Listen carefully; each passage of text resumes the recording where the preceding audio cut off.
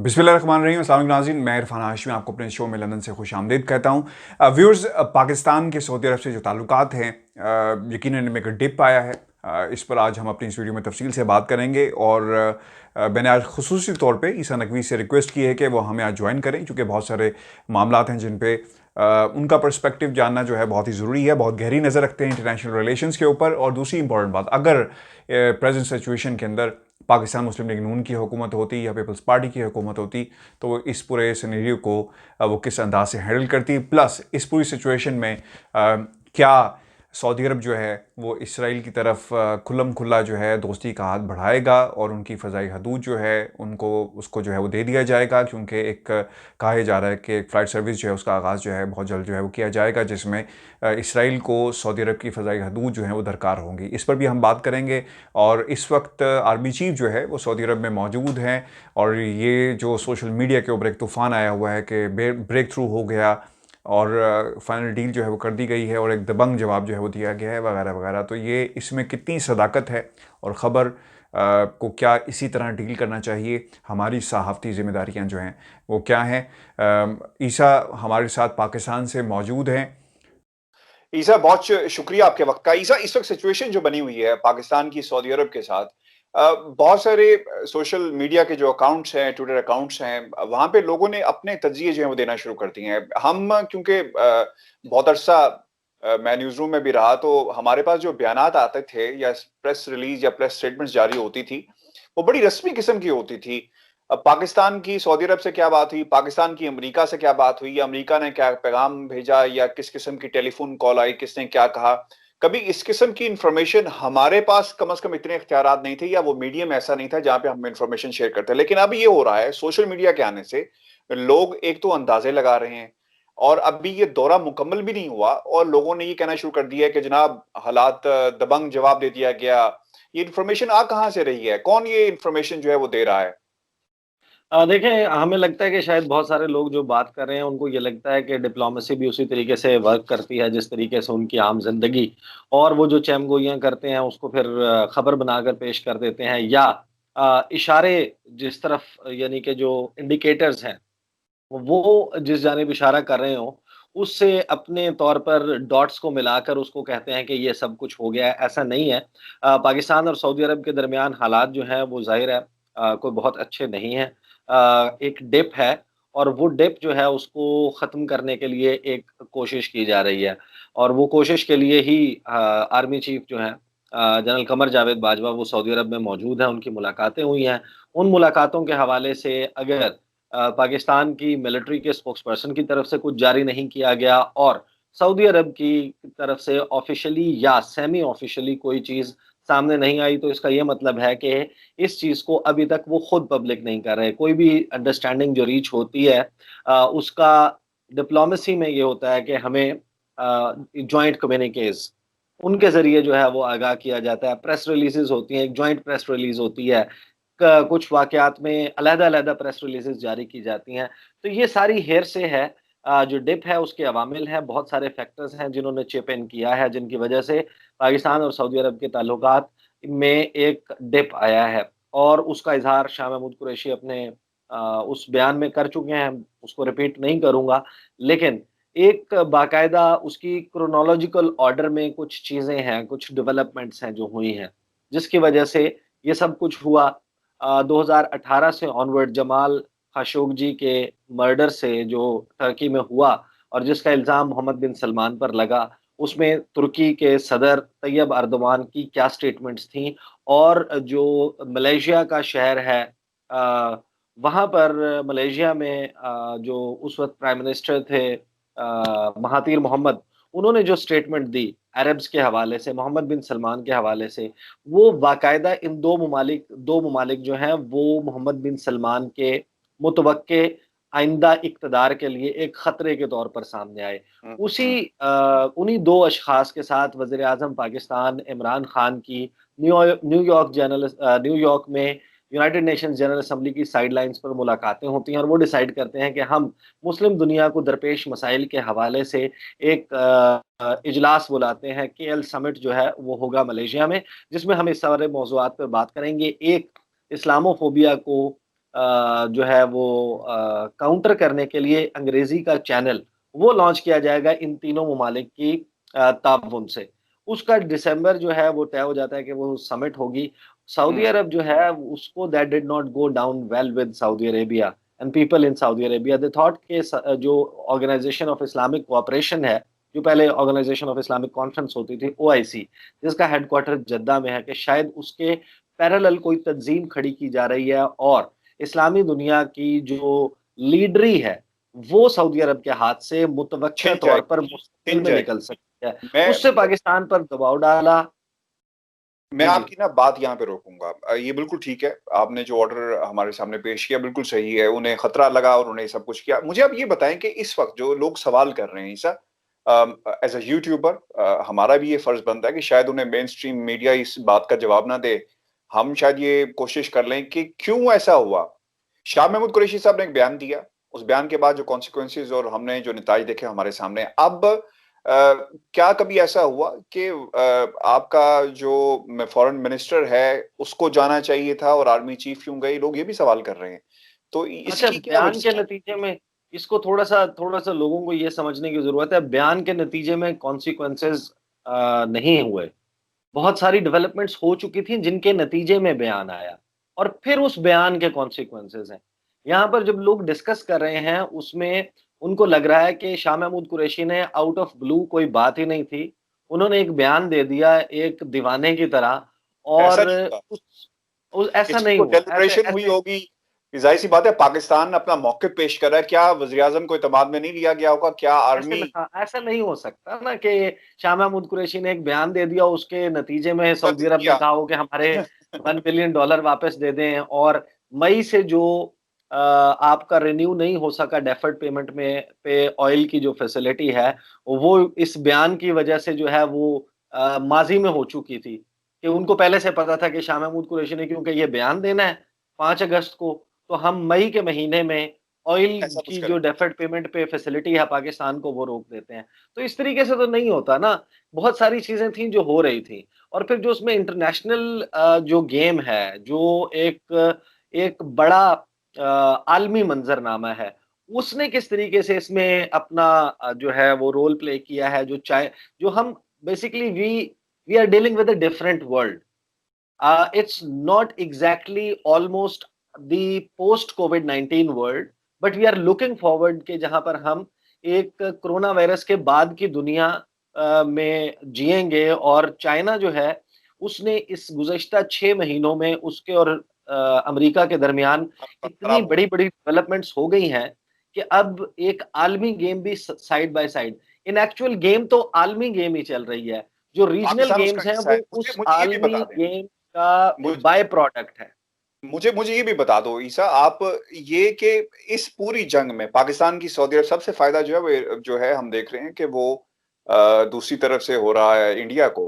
और यूएई की जो ताल्लुकात बन रहे हैं इसराइल के साथ, अब सुनने में ये आ रहा है कि सूडान की खबर शायद आपने मुझे भी पढ़ के बताई भी है और मैंने अपने पिछले व्लॉग में भी बताया था कि इसराइल ने दौरे किए हैं सूडान के और कुछ अफ्रीकी ममालिक भी जाएँगे। तो अब ये सिचुएशन डेवलप हो रही है। क्या सऊदी अरब खुल्लम-खुल्ला इसराइल की हिमायत करेगा? क्योंकि इसराइल चाहता है कि वहाँ की फ़ज़ाई हदूद जो है उन्हें इस्तेमाल किया जाए उस प्रवास के लिए जो वो शुरू करना चाहता है between India and Israel obviously. ये भी this is also on the cards. क्या कहेंगे? देखिए, ये पहले भी हो चुका है, जो सऊदी अरब है उसने अलाउ किया था।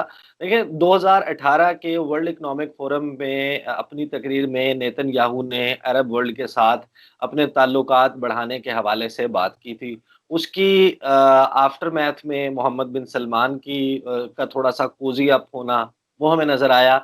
उसके बाद एक इज़राइली तैयारे को सऊदी अरब की फ़िज़ाई हदूद की पहली मर्तबा इस्तेमाल की हुँ। इजाज़त दी गई।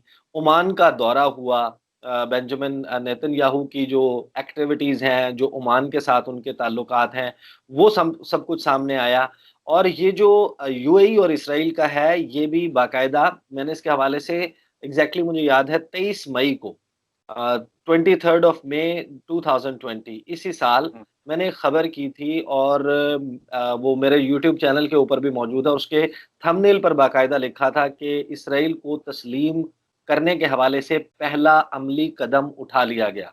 और ये मैंने क्यों कहा था, और ये स्टोरी के ऊपर बहुत सारे लोग जो हैं, उन्होंने नीचे कमेंट्स में कहा कि ये आप कैसे कह सकते हैं, ये तो बहुत बड़ी बात कर रहे हैं, ये नहीं हो सकता।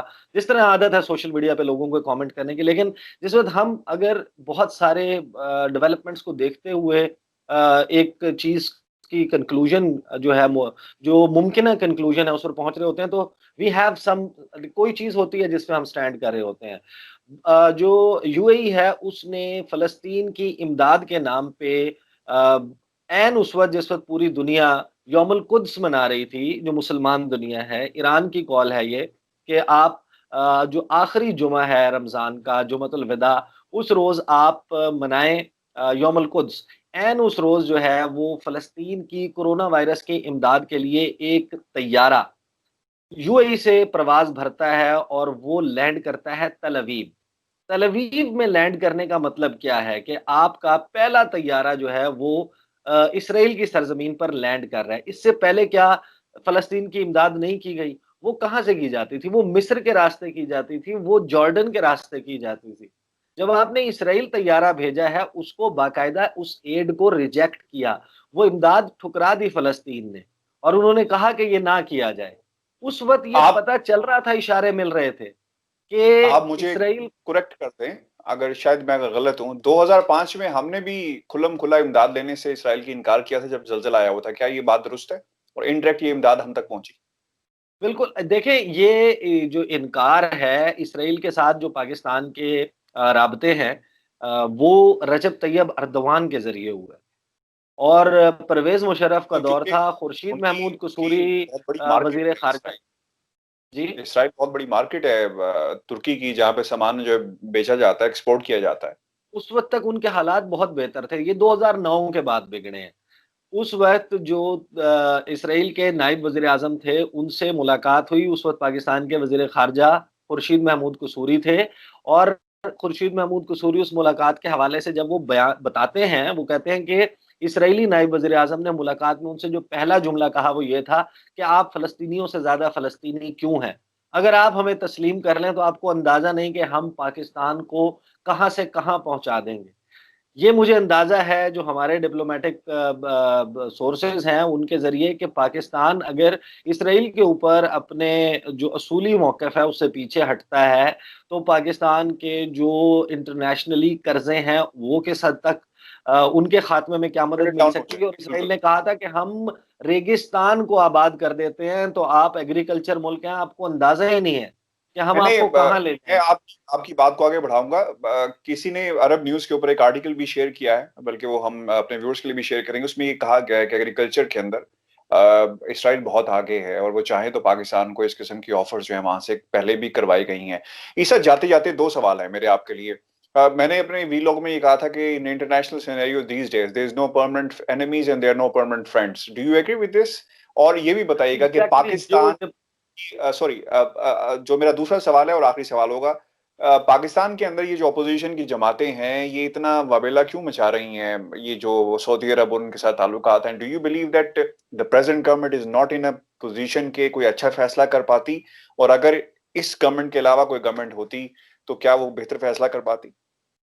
देखिए, जो डिप्लोमेसी है, पहले सवाल के जवाब में मैं कहूँगा कि I agree with what you have said but my words are different. Diplomacy जो है वो ज़ीरो सम गेम नहीं है, कि आपने जो है वो सिफ़र के हिस्से में कुछ भी ऐड कर लिया तो कुछ नहीं होगा। बात ये है कि ये दुनिया जो है वो डिफरेंट दुनिया है।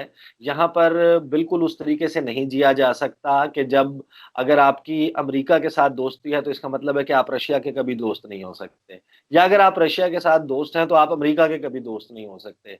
यहाँ पर आपने नए जो दुनिया है अगरचे ये एक बहुत मुश्किल काम है, लेकिन डिप्लोमेसी को रियासतों को, ममालिक को इसी तरीके से ऑपरेट करना चाहिए कि पाकिस्तान की सरहद अगर ईरान से मिलती है तो ईरान से ताल्लुकात का मतलब सऊदी अरब से ताल्लुकात का खात्मा ना हो और सऊदी अरब से ताल्लुकात का मतलब एक अपने करीबी हमसाये से ताल्लुकात जो हैं वो ख़त्म काफी करना ना हो। नहीं। इसी तरीके से चाइना के साथ और अमेरिका के साथ आपने एक फ़ाइन बैलेंस क्रिएट करना है। रह गई बात अपोज़िशन की, देखिए अपोज़िशन जो है वो सियासत कर रही है अच्छा और चले मैं मेरा एक अगरचे ये कहता हूँ। सॉरी मैं इसको रीफ्रेज कर देता हूँ मैं इसको रीफ्रेज करता हूँ, अगर क्या सरताज अजीज साहब या फिर ख्वाजा आसिफ साहब होते, या फिर दूसरी तरफ से आपकी पीपल्स पार्टी का कोई ऐसा बंदा जो है वो होता, तो क्या हम बेटर पोजीशन में होते? इसका जवाब दे दें। सॉरी, बिल्कुल लास्ट पार्ट में मेरी जो है ना हैंड्स फ्री जरा पाकिस्तान साइड के पे। हाँ, पाकिस्तान पीपल्स पार्टी का कोई अगर बंदा होता, फॉरेन मिनिस्टर या उनकी हुकूमत की तरफ से, वो किस तरह सिचुएशन को डील करते, या ख्वाजा आसिफ साहब होते या फिर सरताज अजीज साहब होते?